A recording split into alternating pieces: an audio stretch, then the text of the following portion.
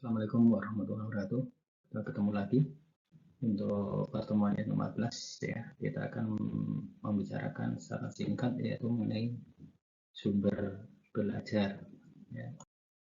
Nah, di sini pusat sumber belajar yang pertama itu kita coba pengertiannya bahwa menurut Sukhoi di dalam Warsito bahwa pusat sumber belajar merupakan tempat di mana berbagai jenis sumber belajar dikembangkan, dikelola, dimanfaatkan untuk membantu peningkatan efektivitas serta efisiensi dalam proses kegiatan pembelajaran.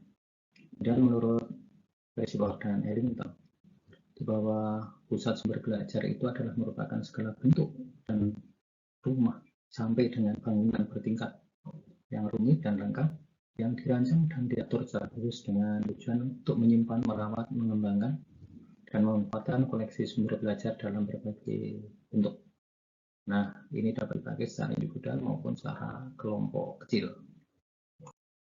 Kemudian menurut Merrill berpendapat bahwa pusat sumber belajar itu merupakan aktivitas yang terorganisasi yang berhubungan dengan kurikulum pembelajaran dalam satuan pendidikan atau sekolah. Dengan demikian, pusat sumber belajar itu merupakan sarana untuk mengelola dan mengembangkan sumber-sumber belajar. Nah, sumber belajar itu sering disebut juga sebagai media center, yang diartikan sebagai lembaga memberikan fasilitas pendidikan, pelatihan, dan pengelolaan sebagai media pembelajaran.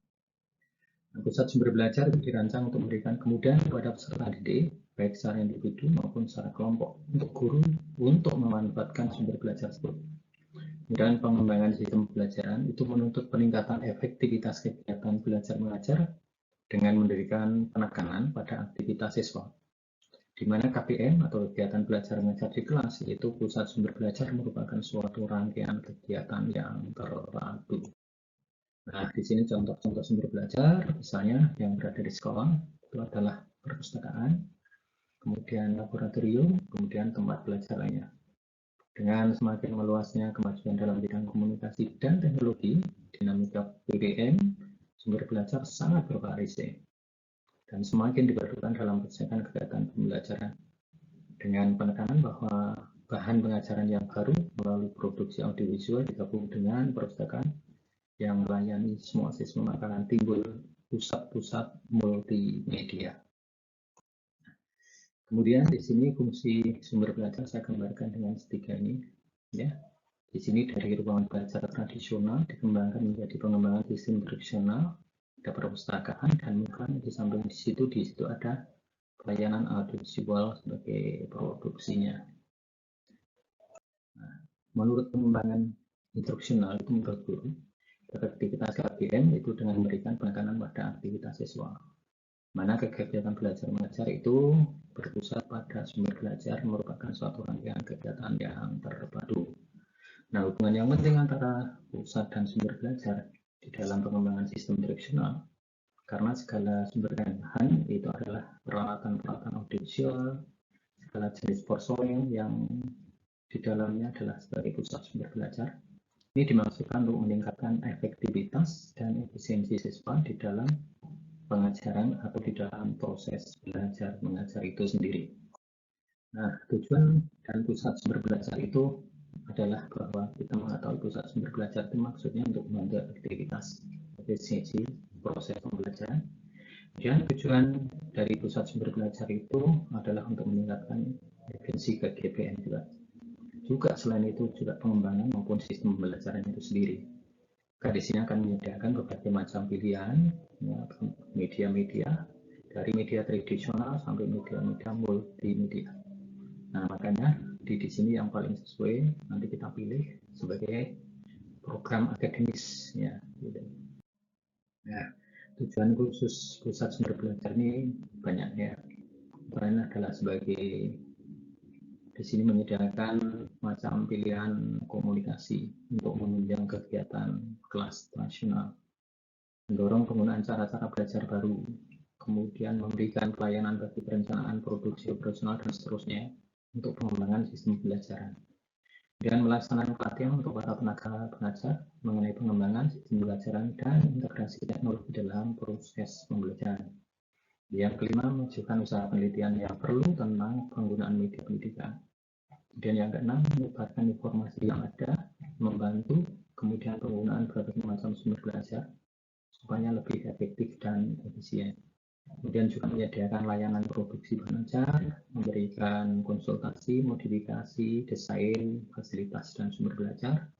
Juga membantu mengembangkan standar penggunaan sumber belajar itu sendiri, juga menyediakan pelayanan pemeliharaan atas berbagai macam peralatan, kemudian membantu pemilihan dan pengadaan bahan-bahan dalam peralatannya. Kecuali itu yang terakhir adalah menyediakan layanan evaluasi untuk membantu menentukan efektivitas bagaimana cara penggunaan belajar itu sendiri. Kemudian fungsi dari pusat belajar itu pertama adalah sebagai fungsi pengembangan. Nah, fungsi ini akan menolong jurusan atau departemen, staf tenaga pengajar secara individu di dalam membuat rancangan atau desain dan pemilihan option atau pilihan untuk meningkatkan efektivitas dan efisiensi proses pembelajaran. Maka di sini akan melalui beberapa tahapan, antara lain adalah dari perencanaan, kemudian identifikasi pilihan program, seleksi peralatan dan bahan, perkiraan biaya, pelatihan bagi tenaga pengajar, kemudian perencanaan program, prosedur evaluasi, dan revisi program itu sendiri. Nah, kemudian fungsinya itu adalah di dalam kehidupan memerlukan informasi baik dalam pribadi maupun untuk peran lainnya. Dan di sini ada beberapa macam sumber informasi seperti pusat komputer atau puskom, bahan bacaan, radio, televisi, perorangan maupun lembaga dan seterusnya.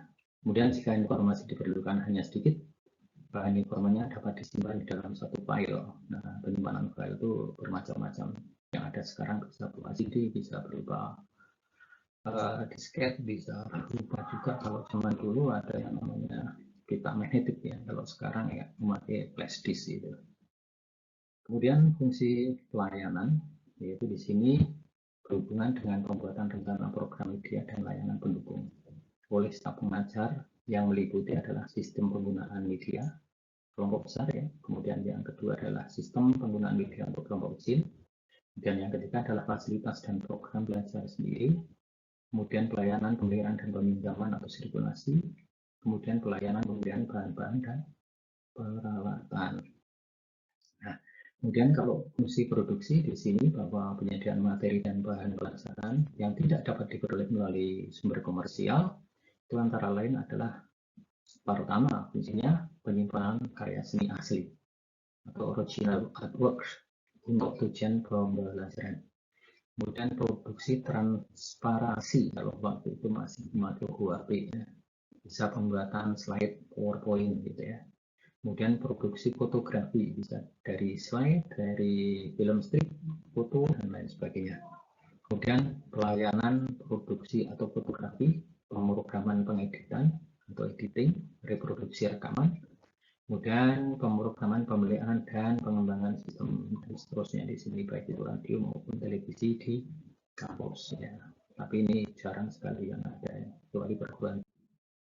Kemudian fungsi administrasinya itu di sini berhubungan dengan cara-cara bagaimana tujuan dan prioritas program dapat dicapai.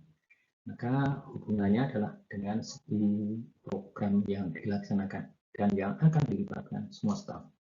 Memakai dengan cara-cara yang sesuai, antara lain adalah sebagai berikut. Yang pertama adalah supervisi personalnya untuk media.